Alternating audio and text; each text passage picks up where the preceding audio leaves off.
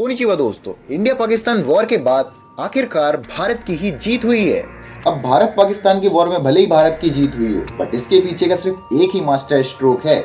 जी नहीं, मोदी जी नहीं है।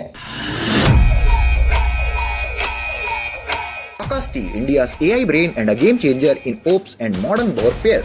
इसके बारे में हमने इस वॉर से पहले कभी नहीं सुना था। अभी आकाश तीर करता क्या है, सोच कर देखिए।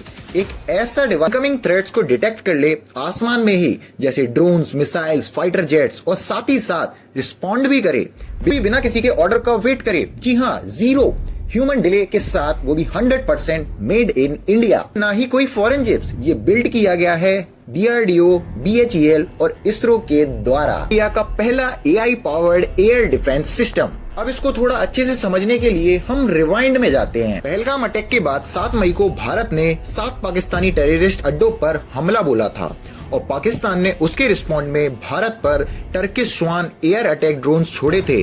चाइनीज PL-15 मिसाइल्स और पाकिस्तान टेक्नोलॉजी से बना हुआ फतेह मिसाइल्स भी छोड़ी गई थी। ये attacks Vaishno Devi, golden temple और सीधा न्यू दिल्ली पर भी करने की कोशिश की गई थी, पर इनको इंटरसेप्ट कर दिया गया भारत के द्वारा। वापस से 10 मई को भारत ने पाकिस्तान के 11 पाकिस्तानी एयर बेसेस और 4 न्यूक्लियर साइट्स पर हमला किया था, और यही सब पॉसिबल हो पाया आकाश तीर की वजह से। अभी कैसे पूरा प्रोसेस हुआ बिना ह्यूमन इन्वॉल्वमेंट के, आप ये समझिए। इसरो की सैटेलाइट जैसे कार्टोसैट, राइसैट ने एक डिटेल्ड व्यू दिया इन प्लेसेस का, और भारत का खुद का GPS सिस्टम जिसे हम नेविक नाम से बुलाते हैं, हमने इससे भी मदद ली है लोकेशंस को नेविगेट करने के लिए। और अटैक किया गया था स्काई स्ट्राइकर के द्वारा, जिसको अडानी कंपनी ने बिल्ड किया है।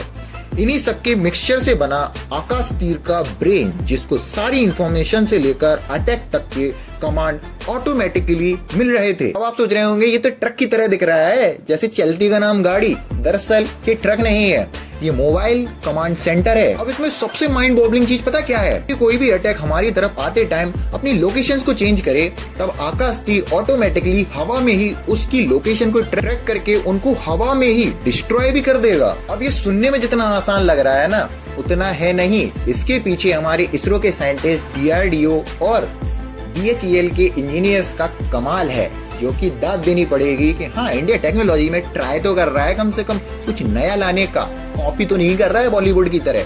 बट फिर भी मैं आपको रिमाइंड दिलाने के लिए बता दूं कि अभी हम चाइना से हम अभी भी बहुत पीछे हैं, ये हमें भूलना नहीं है। फॉर आवर ग्रोथ, समझ रहे हो ना, तो सब्सक्राइब भी कर दो। मिलते हैं अगली वीडियो में, तब तक के लिए धन्यवाद।